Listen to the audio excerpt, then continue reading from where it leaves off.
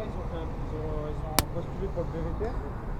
Bon, ok, aujourd'hui je suis à Paris, près de Bastille, sur le boulevard Beaumarchais, chez Indian, Paris-Bastille, pour essayer ou réessayer, mais bon, on va y revenir, cette FTR 1200. Alors moi je l'avais essayé à sa sortie en 2020, il y a 4 ans maintenant. Elle était globalement la même et pourtant un peu différente. Ça concerne surtout les deux extrémités qu'on appelle aussi des roues. À l'avant, précédemment, on avait un 19 par 120 et maintenant on a un 17 par 120. C'est beaucoup plus classique, on est un peu rentré dans la norme. À l'arrière, on avait un 18 par 150 et maintenant c'est un 17 par 180. Les deux jantes sont chaussées en Metzeler Sportec M9 RR.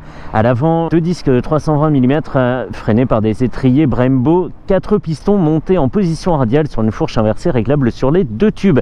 Est-ce que je parle trop vite? C'est possible. À l'arrière, un disque 265 mm avec un étrier simple piston, une transmission par chaîne, une boîte 6 accouplée à un bicylindre en V à 60 degrés qui développe maintenant 125 chevaux à 7750 tours, là où précédemment il développait 120 chevaux à 8250 tours. Les 12 mètres kilos de couple, eux, sont dispo à 6000 tours. C'est très bien, c'est vraiment très bien. Je pense que c'était même pas la peine de ramener la puissance plus tôt dans le régime.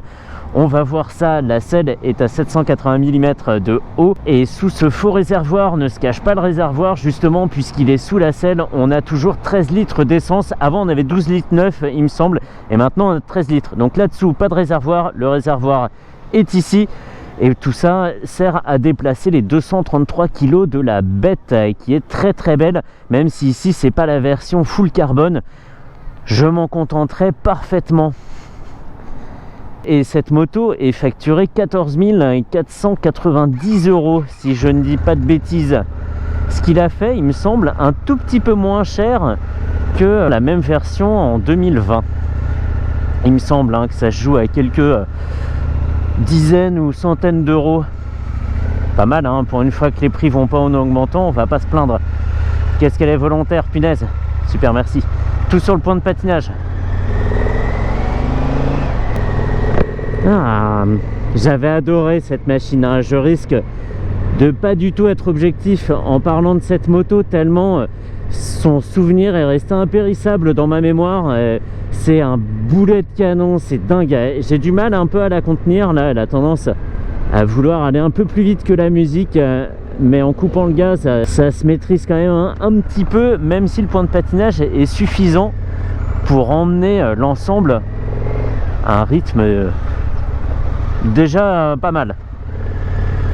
En ville ça reste légal quand même.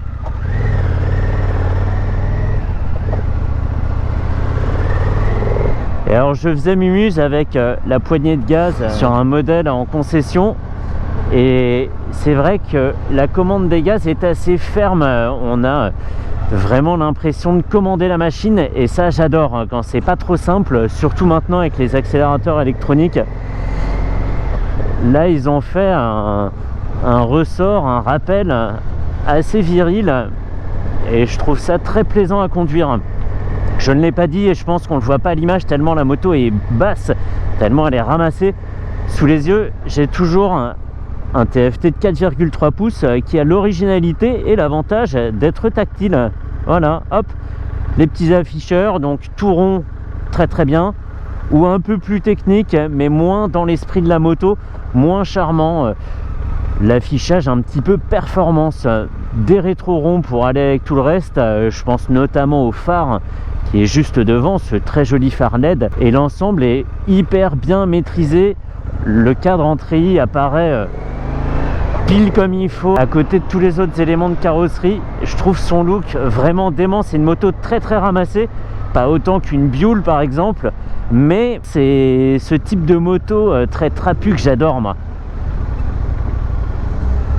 Et le bicylindre comme ça à bas régime jusqu'à 2000 tours, il est assez présent de par ses vibrations.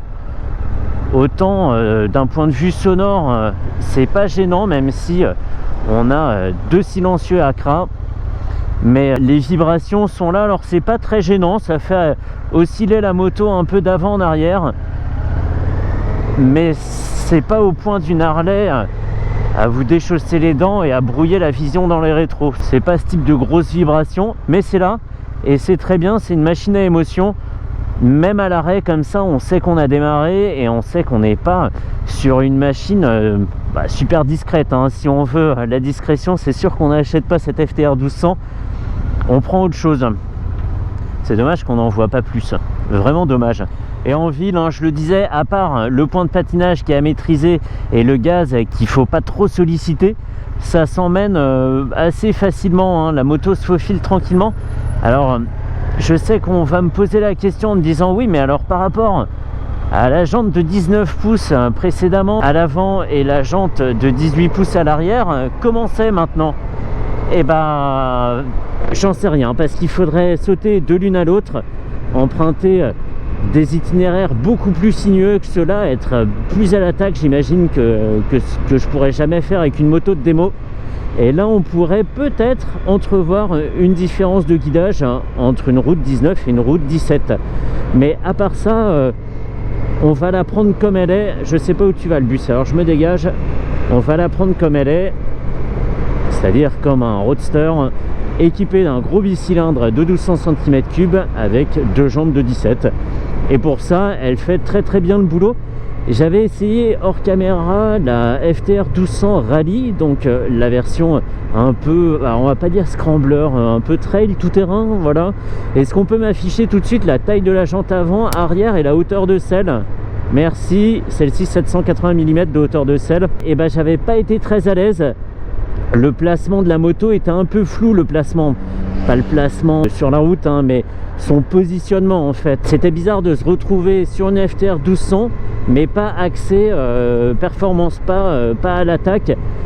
J'avais eu du mal à cerner cette machine. Qu'est-ce qu'on trouve sur l'écran? Oh, joli commodo de gauche, bien chargé, mais quand même assez clair, hein, du bout des doigts sans regarder. J'ai toujours réussi à trouver les clignotants, donc ça c'est parfait. On a le régulateur de vitesse, on peut se déplacer avec une sorte de joystick, voilà ce que j'ai fait tout à l'heure avec le doigt. Les afficheurs, on va pas faire ça, on va revenir à cet affichage plus traditionnel, un petit peu plus joli. Tout en haut à droite, on a une horloge, à côté la température extérieure, une boussole. Je fais route vers le sud-est. Il a pris la 4e direction sud-est, vous pourrez le choper au croisement de Memphis et de Broadway.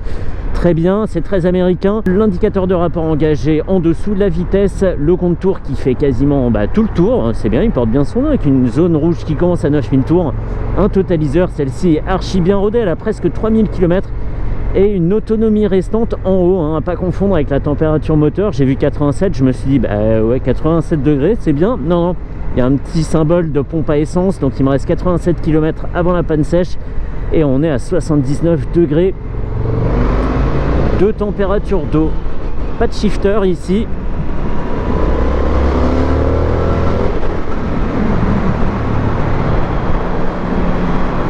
Mais c'est pas très grave, c'est pas très grave.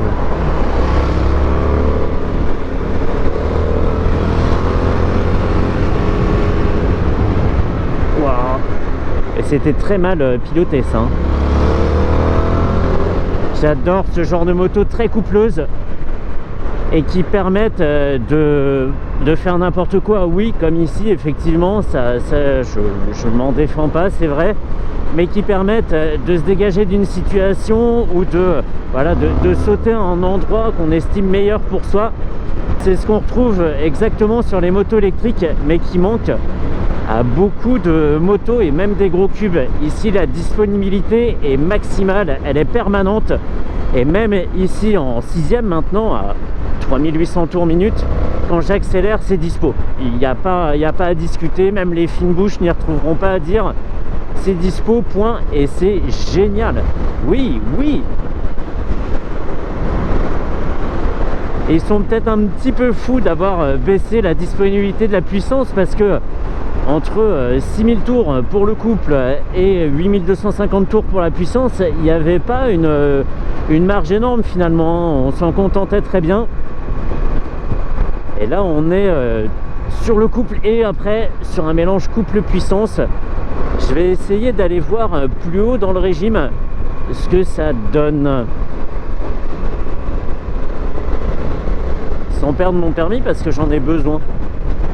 Le freinage manque un petit peu d'attaque, il est très performant, hein, c'est pas la question. Les Brembo ici font un super boulot. mais il manque un peu d'attaque. Il y a une course morte qui est un peu importante sur le levier, je trouve, et on n'a pas un mordant instantané. Et même pour un roadster, parce qu'on a des éléments de vent, etc., la façon dont le vent est dévié est quand même très bonne, hein. Même à rythme soutenu comme tout à l'heure, j'avais pas une pression inconsidérée sur le torse. Et ça, c'est pas mal pour les gens qui n'ont pas forcément l'habitude de rouler en roadster et que ça peut rebuter, et du coup qui se dirigent vers des GT ou des demi-GT ou voilà, des motos plus roulantes. Mais celle-ci, il n'y a pas de plus roulante, plus protectrice, on va dire. Mais celle-ci, je trouve, il y a assez peu de fatigue générée par le vent et c'est très très bien. Je vais aller un petit peu plus loin. Ouais, je vais couper là et on va reprendre plus loin. Tant que j'y suis, hein, j'ai mis le régulateur pendant la petite pause et il est archi facile à mettre en route. On appuie une fois sur le bouton, on baisse une fois pour régler la vitesse et c'est bon. On peut jouer aux petites marionnettes. Pourquoi cet accent? Je ne sais pas. Et il va de combien en combien, lui? Ah, par contre, on n'a pas de vitesse à laquelle le régulateur est réglé. On n'a pas un affichage, par exemple 110, on sait juste quand il est mis parce que c'est la vitesse qui était affichée au compteur. Quand on augmente, on ne peut pas choisir 112, 113, 114, etc. Voilà, on attend de voir où la vitesse va s'arrêter pour savoir à combien le régulateur a été paramétré. Un petit peu bizarre parce qu'il y a de la place dans cette colonne de droite en plus. On aurait pu mettre quelques chiffres en plus. Voilà, ça mangeait pas de pain.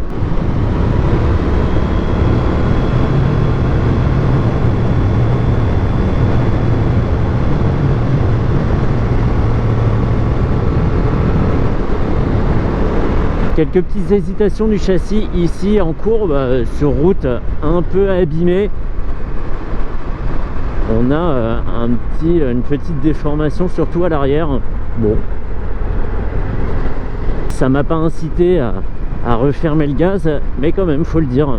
Sinon la fourche fait du super boulot, hein. Ici la route est pas très très belle, elle est pleine de chaos et de petites bosses et c'est très bien filtré. La moto, malgré ses 233 kg, ne rebondit pas exagérément. Elle est sereine sur ce genre de terrain, c'est bien. Ce genre de terrain, comme si c'était un truc de cross avec des bosses de 20 mètres. Non. Mais voilà, elle est pas fatigante, elle est pas sèche et elle est pas molle non plus. C'est pas un chewing-gum qui se tasse à chaque trou, à chaque bosse. Ça faisait longtemps que je voulais la conduire à nouveau et elle n'était pas toujours dispo, et donc je suis bien content de la retrouver aujourd'hui.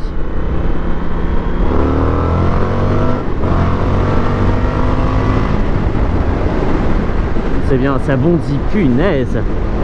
Il y a un anti-wheeling dessus, je sais pas comment il est réglé. Il y a un traction control aussi, je ne me suis pas promené dans les menus.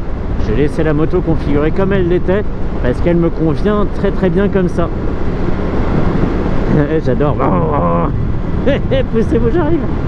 Et d'ailleurs, avant que j'oublie, mais je sais que j'oublierai pas, merci à Alexandre d'Indian Paris-Bastille pour le prêt de la machine. Là, je l'ai un petit peu plus longtemps que d'habitude. La moto, je l'ai sur la pause déjeuner. Ça permet de ne pas être trop chrono. Et c'est super. Donc, merci beaucoup à lui. C'est toujours un plaisir. Et je vais aller remettre un petit peu d'essence avant de lui rendre. C'est normal. Allez, direction plein ouest.